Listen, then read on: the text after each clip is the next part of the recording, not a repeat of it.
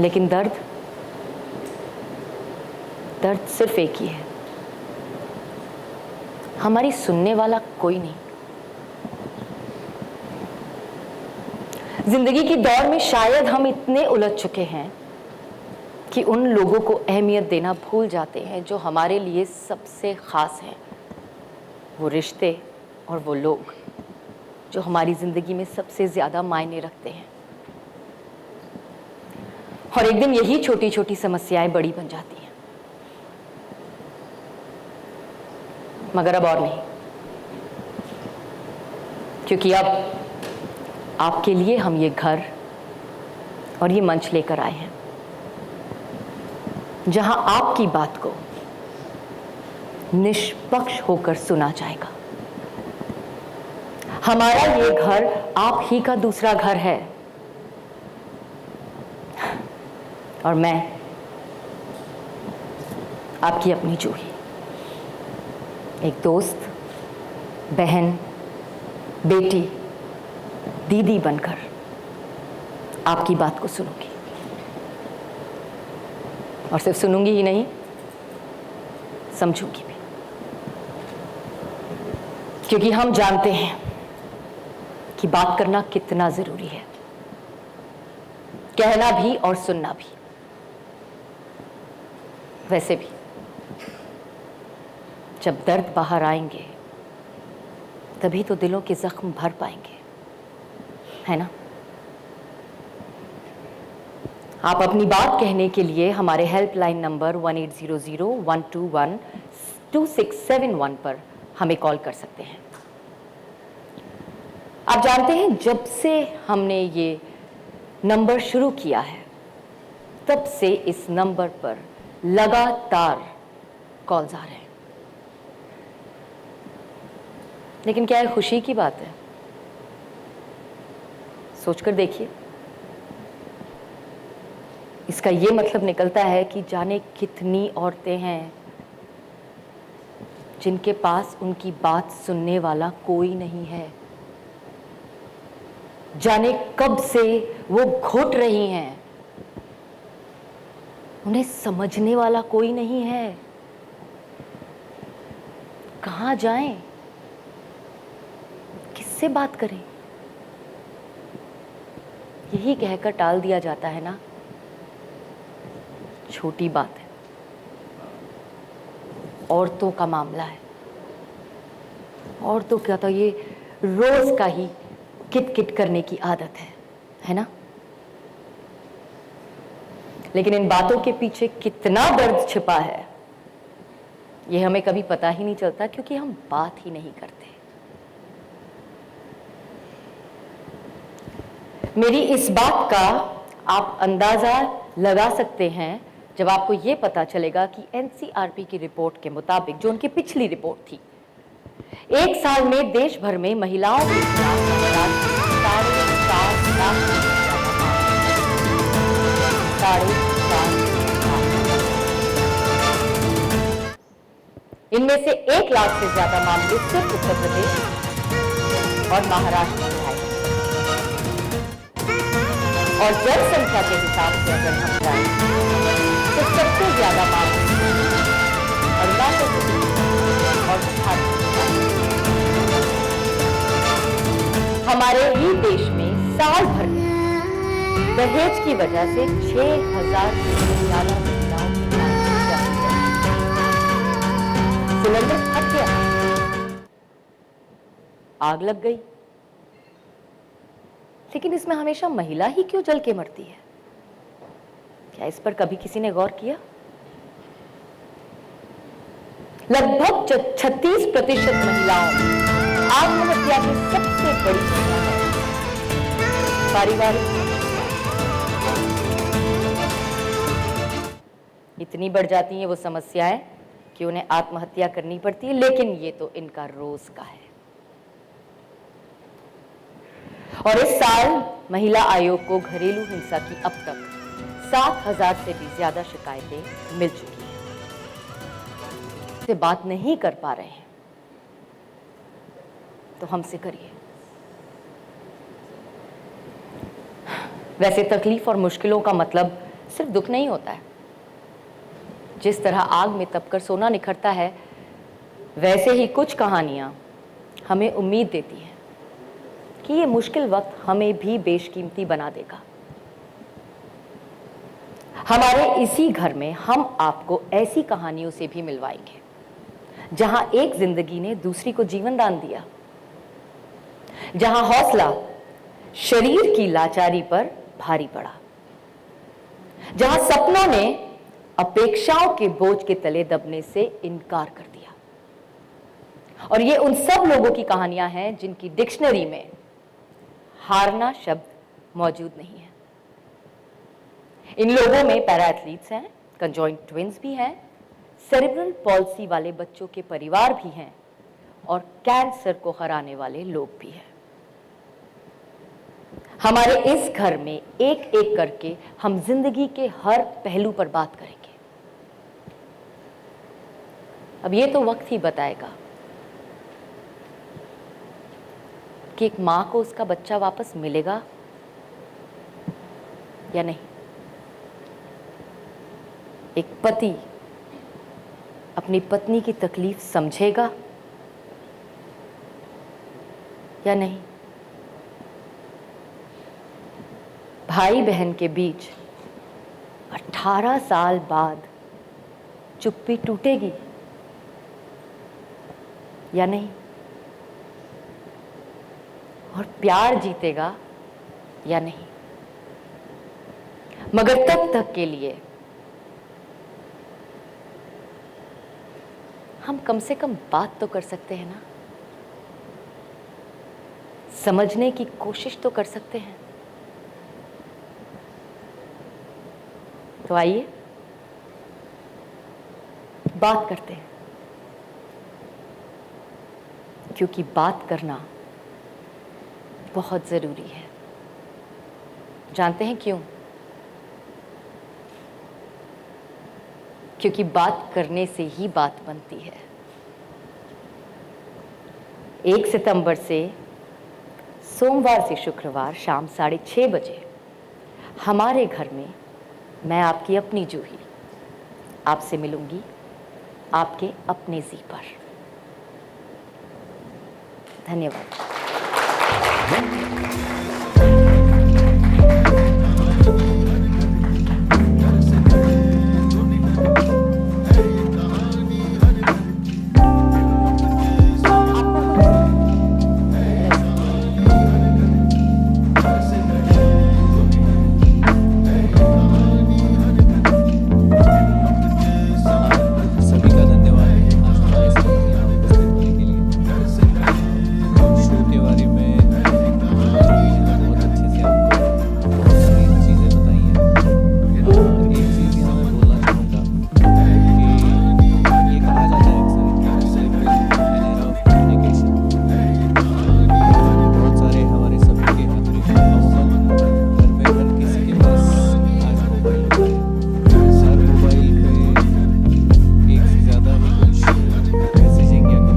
एक ही चीज़ है। कम्युनिकेशन को हिंदी में संवाद बोला जाता है, और संवाद का मतलब है एक कोई बात कहने वाला हो और एक कोई बात सुनने वाला हो। बात जब कही जाए, सुनी और समझी जाए तो ही कम्युनिकेशन पूरा होता है, तो ही संवाद पूरा होता है। और यही एक चीज़ अक्सर पाई गई है कि जब सुनने वाला ना हो या सुनना जब कम हो जाए तो बातें होना भी धीरे धीरे बंद हो जाता है, कम हो जाता है। और बहुत सारी चीज़ें जब कहनी बंद हो जाती हैं तो कहीं ना कहीं दर्द भर के बनकर अंदर के अंदर चली जाती हैं, and that is the root cause of the problem. ZTV ने हमेशा ही, चाहे वो सारेगामापा हो, डांस इंडिया डांस हो, इस जैसे नॉन फिक्शन फॉर्मेट्स, या 7 फेरे सलोनी का सफ़र, आपकी अंतरा, अगले जन्म मोहे बिटिया ही कीजो, या फिर पिछले ही साल आया हुआ जागृति, या आने वाला शो गंगा माई की बेटियां, इन सारे शोज़ के ज़रिए हमारे हमेशा कोशिश रही है कि हम कॉमन मैन को अपना सेंटर स्टेज दें, हम ये मंच हैं, जी टीवी वो मंच है जहाँ हमेशा सामान्य लोग हीरो रहे हैं, हीरो बन के बाहर निकले हैं। अगर हीरो ना बने तो भी उन्होंने इस मंच को हमेशा अपना घर पाया है। एंड इसीलिए हमको ज़रूरत महसूस हुई कि in an era of over communication there is a need for somebody to sit down and listen. बहुत सारी बार आप खुद भी ये महसूस कर रहे हैं कि हम कुछ बताना चाहते हैं पर सामने वाला ना तो सुन पा रहा है ना समझ पा रहा है। और इसी दर्द को, इस डीप रूटेड फीलिंग को, इस डीप कॉन्वर्सेशन को हम इस शो के ज़रिए आपके सामने ले आ रहे हैं। हमारे लिए कहानी हर घर की कोई एक शो नहीं है, ये हमारे लिए एक मौका है विद हमारे दर्शकों के साथ वो सारी चीज़ें शेयर करने का, उनको एक अवसर देने का जिसके ज़रिए वो व्यक्त हो पाएँ, जिसके ज़रिए वो अपना दर्द हल्का कर पाएँ और एक अपना रिश्ता संभाल और संवार पाएँ। क्योंकि ये शो, अगर इंग्लिश में कहूँ तो this is a show about deep conversation about real people with real life, with real expression, real experiences and real emotions। जब इतनी सारी रियल चीज़ें हैं तो अपने आप से ही बातें गहरी हो जाती हैं, और जहाँ बात गहरी होती है वहाँ रिश्ता भी गहरा होता है। और जी टीवी का ये दर्शकों के साथ 3 दशकों से भी ज़्यादा रहा हुआ गहरा रिश्ता है। इसीलिए हमें लगा कि यही वो मंच होना चाहिए, यही वो चैनल होना चाहिए जिस पर ये बात हो सकती है और जिस पर ये बात बहुत अच्छे से हो सकती है। और who better than Juhi to associate with us on taking this message forward and taking this mission forward. Thank you. Thank you, sir.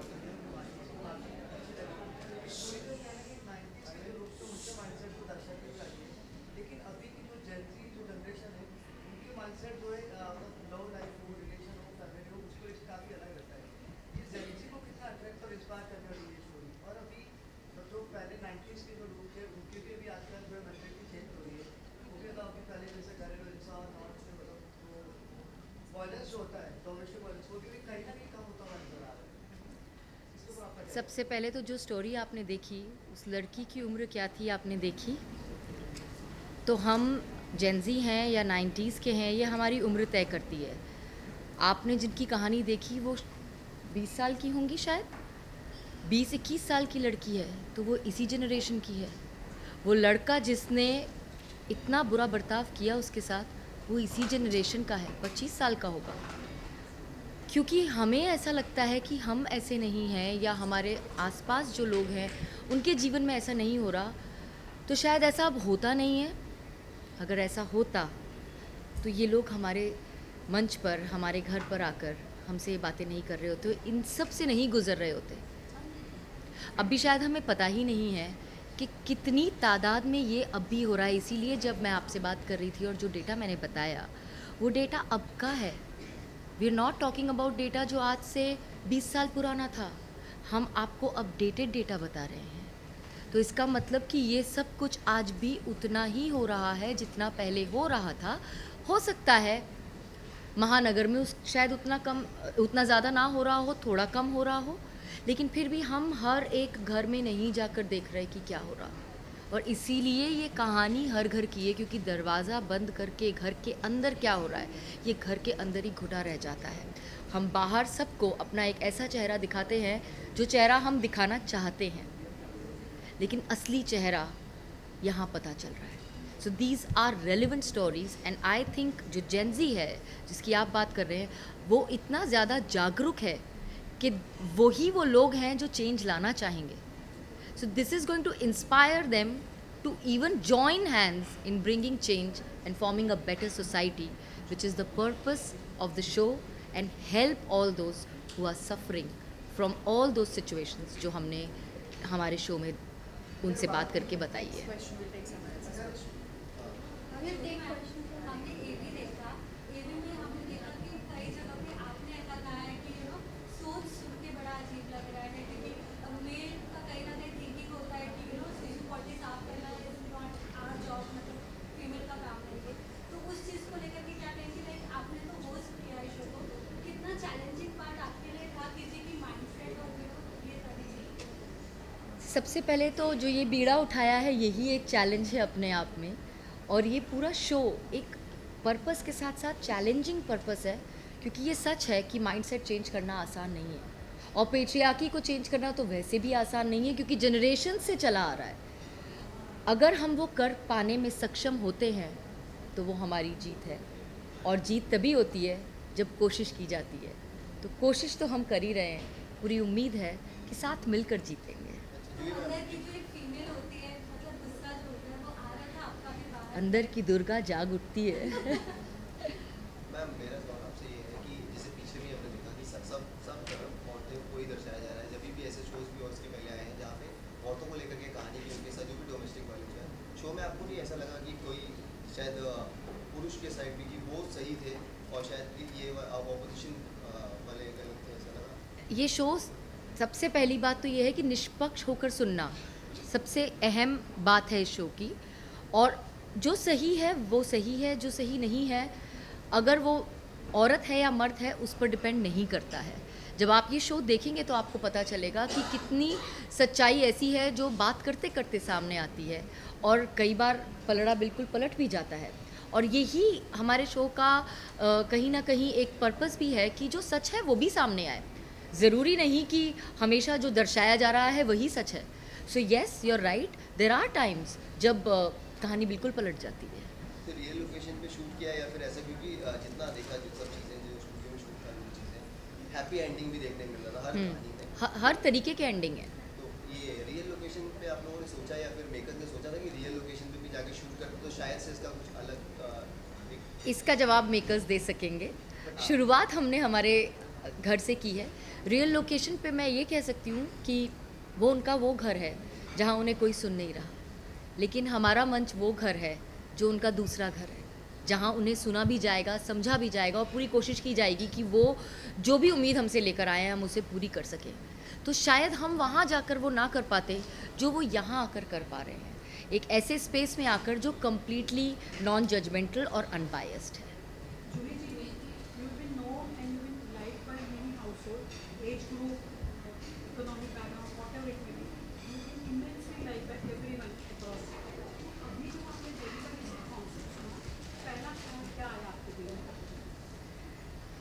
कहते हैं ना मैनिफेस्टेशन, जब आप किसी चीज़ को दिल से चाहो, शिद्दत से चाहो, तो कायनात उसे आपकी गोद में लाकर दे ही देती है। ये शो मेरा मैनिफेस्टेशन है, ये शो मेरा पर्पस था, और ये मैं यहाँ इतने कैमरास के सामने इसलिए नहीं कह रही हूँ क्योंकि आज मैं इस शो के प्रेस कॉन्फ्रेंस पर आपसे बात कर रही हूँ। ये सच है, मेरी टीम का एक एक इंसान इस बात को जानता है।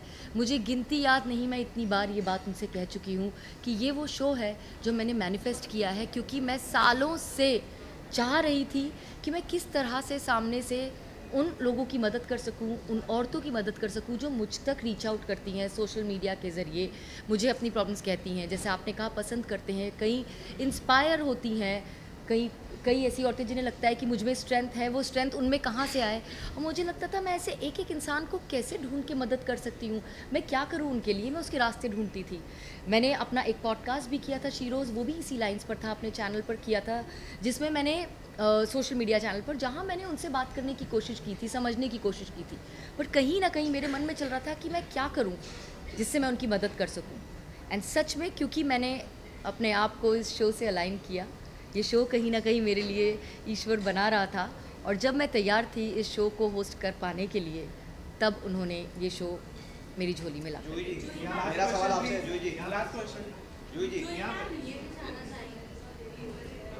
जूही जी, मेरा सवाल आपसे, सबसे पहले तो आपको बधाई हो इस शो के लिए, Thank क्योंकि ऐसे शोज़ की ज़रूरत कहीं ना कहीं है, क्योंकि अभी रिसेंटली एक दिल्ली में भी केस हुआ है जहाँ डाउरी के लिए बच्चे के सामने उसे जिंदा जला दिया गया औरत को, तो कहीं ना कहीं ये रियलिटी तो है, लेकिन आपको नहीं लग रहा कहीं ना कहीं हमारी जुडिशरी पुलिस ये फेल हो रही है, तभी औरतों को आके ऐसे शोज़ में आके अपनी बातें, अपनी दिक्कतें बतानी पड़ रही है?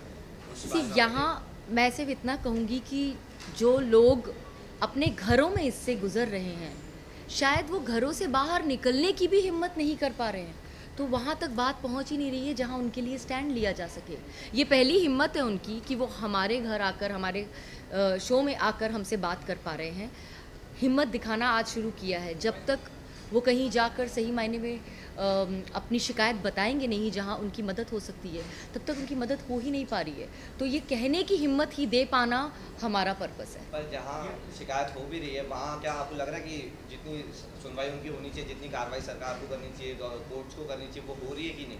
क्योंकि मैं वहाँ मौजूद नहीं, और क्योंकि मुझे नहीं पता कि उन्होंने वहाँ जाकर क्या बताया और सामने वाले ने क्या एक्शन लिया, मैं अगर उस पर कमेंट करूँगी तो मैं बायस्ड हो जाऊँगी, और मेरा सबसे पहला धर्म है अनबायस्ड रहना, इस शो के लिए भी।